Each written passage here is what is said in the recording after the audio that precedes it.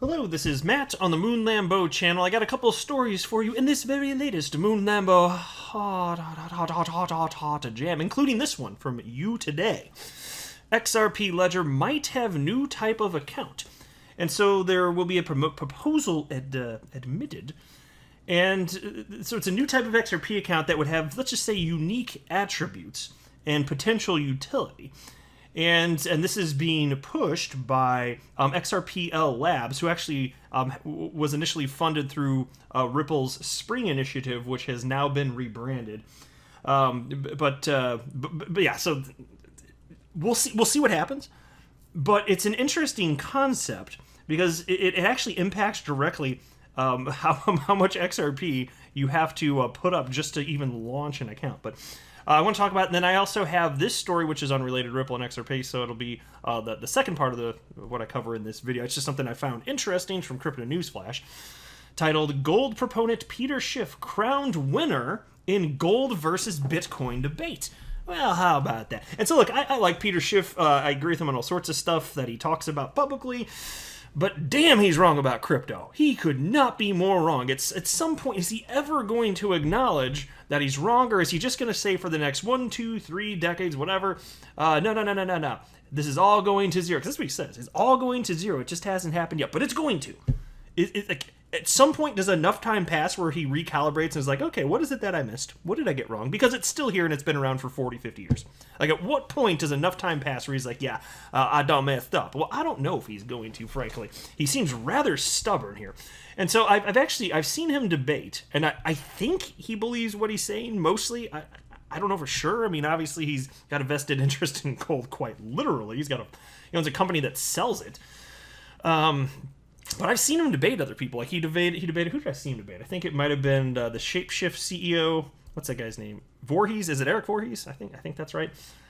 Something Voorhees. I'm pretty sure. But anyway, and if that's the one that I'm thinking of, he actually it was another instance where it's like the crowd watched the debate, the pro crypto person, the anti crypto person, and it's like a poll was taken before and after to determine like who won the debate. And Peter Schiff lost the one that I'm thinking of anyway. I'm pretty sure it was with Voorhees. And so it's just interesting to see that there's another one of these, and he, according to the crowd, is victorious here. But he's still freaking wrong about crypto either way, and that much is certain. And then meanwhile, you have this too. It's part of the same topic here, but Peter Schiff's son has gone all in on Bitcoin from gold since August 2020. And so I do get a kick out of the fact that Peter Schiff, one of the most notable anti-crypto individuals on the entire planet, he hates crypto, and his son absolutely loves it. And he's on the right side. His son is on the right side of this, I firmly believe. But look, I do want to be clear. I don't have a financial background of any kind. I'm not offering financial advice, and you definitely should not buy or sell anything because of anything that I say or write. I'm just an enthusiast who enjoys making YouTube videos, but it's just a fun hobby. That's all that's going on here. And so here you go, into this first piece. XRPL Labs, the software team that addresses the development of XRP Ledger blockchain platform, has unveiled a crucial proposal. A new type of account can be added to the XRPL toolkit. According to the official announcement shared by XRPL Labs on its official social media channels, a standard proposal has been submitted by developers. And there's a tweet on the screen, which I don't really feel like reading, but if you want to, it's right there. Now, as per the project's GitHub, it is proposing to allow XRP holders to open a new type of XRP Ledger account, and they'd be known as Lite accounts, L-I-T-E, with just one XRP only. You can set up on these accounts, while the account reserve for regular accounts is 20, and so 15 of that's redeemable ever since things were adjusted so that you can actually ultimately delete accounts, which was not original functionality within the XRP Ledger. But I'll tell you what, isn't it handy having the XRP Ledger have built-in amendment process?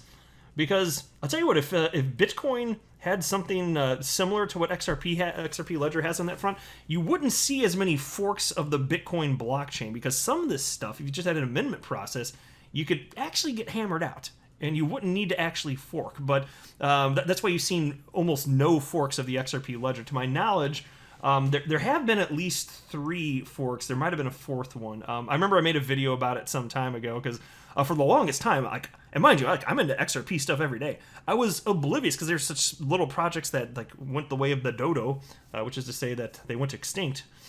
They were such little known projects that I didn't even know about them. I found out from a Ripple employee on Twitter. He started talking. I was like, whoa. There are the XRP ledger has been XRP's been forked.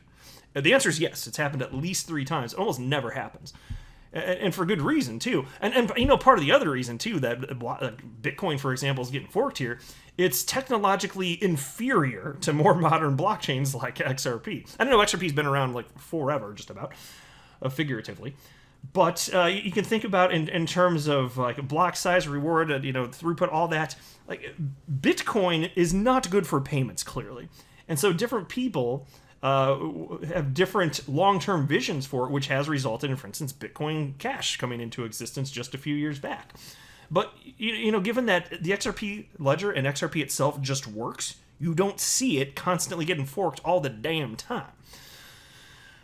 Piece continues. XRPL Labs lead developer Wietse Wend added that light accounts functionality will be limited. They will support only holding, sending, and receiving XRP tokens. They cannot be used, for instance, to create offers, checks, payment channels, or hooks. And so, look, here's the thing. A lot of people that hold XRP, they have no interest in any of that anyway, which is why I kind of wonder if this gets adopted, to what degree is it going to impact the way that accounts are set up. I still suspect, though, the impact, at least at first, might be negligible, because frankly, I firmly believe most people that hold XRP, they just keep it on cryptocurrency exchanges, which I personally, nothing against you if that's what you're doing. I don't think it's the most responsible way to go about things. I'm all about taking self-custody of my XRP, so that's what I've done. But I don't think most people do that. And so if you're just using an account that already exists, it's probably not actually going to impact you. But anyway, the second part of the proposal is submitted to introduce a sponsored account type. It opens up an avenue for sponsored user onboarding on XRP Ledger.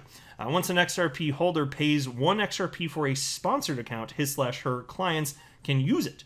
If they do not, 1 XRP can be redeemed for a sponsor. And so light accounts can be upgraded to full-fledged ones by paying extra XRP fees. So presumably just putting the extra amount up as a reserve effectively here.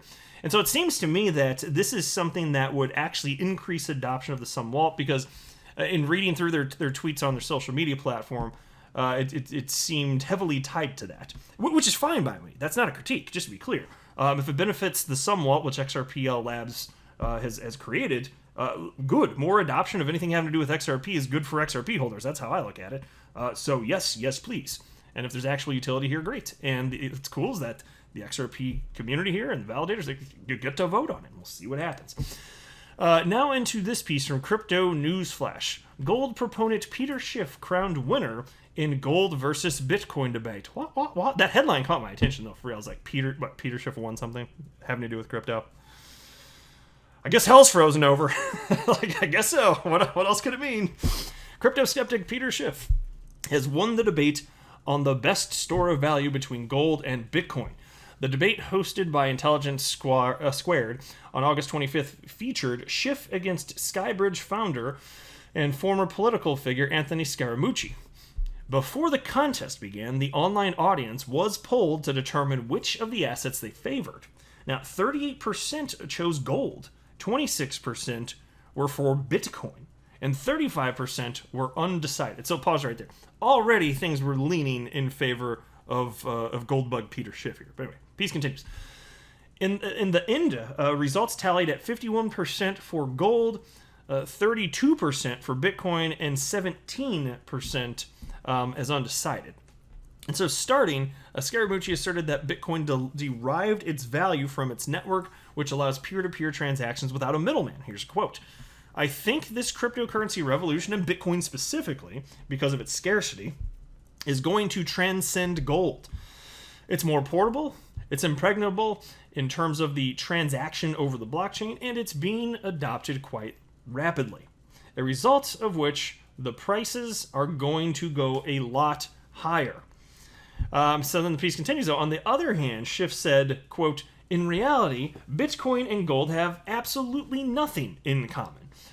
End quote. While Bitcoin is marketed like gold, it does not possess any of the metallic properties which give gold its value. Which, by the way, it's always been a fascinating argument because in terms of actual utility, you actually could argue, especially if you want to be snarky, and I kind of do, you could argue that gold and Bitcoin are very similar because really both have almost no utility.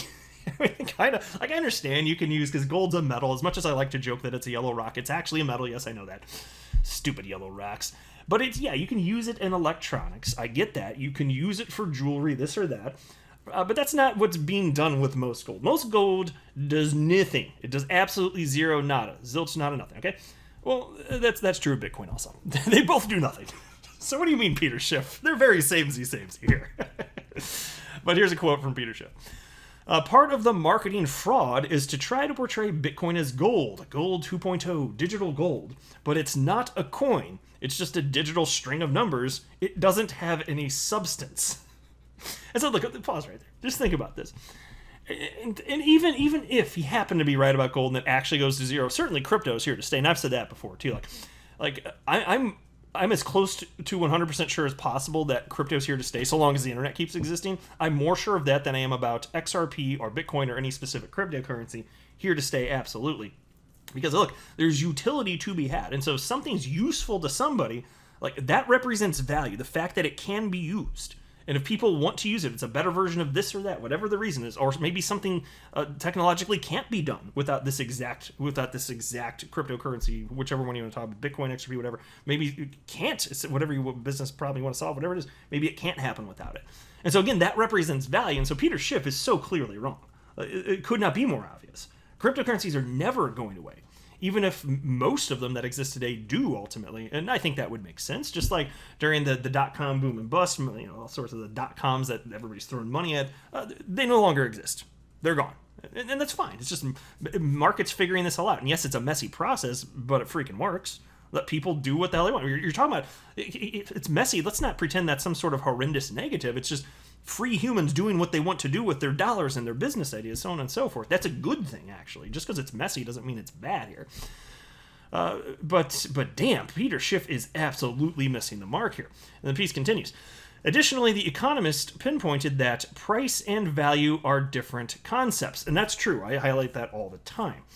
Gold has real-world use cases which give it value, while the cryptocurrency lacks tangible backing. And here's a quote.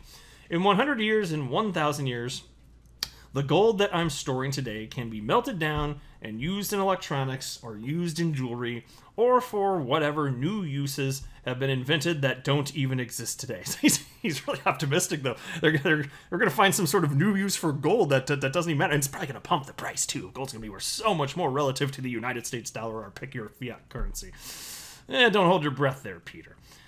But anyway, for the whole length of the debate, the gold bug described Bitcoin as a Ponzi scheme. Let me pause there. That is always the most ridiculous claim.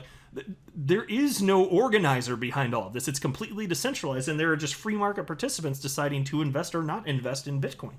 Of course, it doesn't meet the definition, the technical definition of a Ponzi scheme. It doesn't meet it. There's no one pushing it. I mean, that's not quite the right way to phrase it. There's no central authority that's pushing it. There's no business that's backing it. There's no, there are just, it's not some sort of just like outright scam like you would expect from an actual Ponzi scheme. It's just people that learned about it and jumped in if they so chose to do. And that's it. It is functionally different than what you'd need in order to meet the definition of a Ponzi scheme. It's that's a fact. And he still keeps citing this. It always grinds my gears when I see that. But anyway, the piece states, the digital currency is no more than a giant pump and dump, he said, equating it to tulip mania. Schiff also had a nonchalant view of the recent price gains of the asset. Early whales are gradually dumping on late Bitcoin adopters, he added. Yeah, so that's true, but that happens in the stock market. That happens in precious metals markets. People buy something hoping to sell it later for more than what they paid for it. Okay.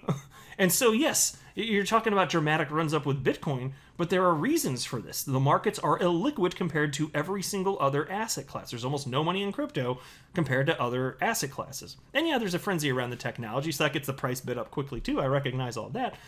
But that's it. Like, those are the core reasons why. It doesn't mean it's tulip mania or a Ponzi scheme. No. This guy just does not freaking get it. And so then you have his son here, though. Peter Schiff's son, Spencer Schiff. He's all in Bitcoin. He says Dad is wrong here. Spencer Schiff, son of the prominent Bitcoin critic and gold bug Peter Schiff, has tweeted that over the past year, a great change has happened in his life. He has gone all in on Bitcoin from gold.